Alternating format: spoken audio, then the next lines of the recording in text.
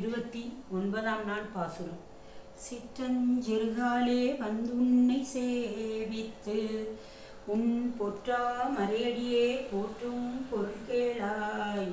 பெற்றுமே துண்ணும் குலத்தில் பிறந்தும் நீ குற்றவேலங்களை கொள்ளாமல் போகாது இற்றை பறைகொள்வான் என்றுகான் கோவிந்தா.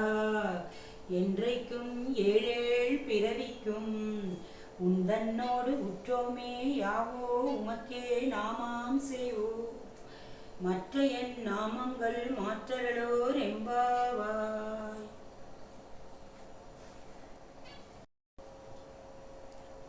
மாலை நாச்சியார் திருக்கல்யாணம்.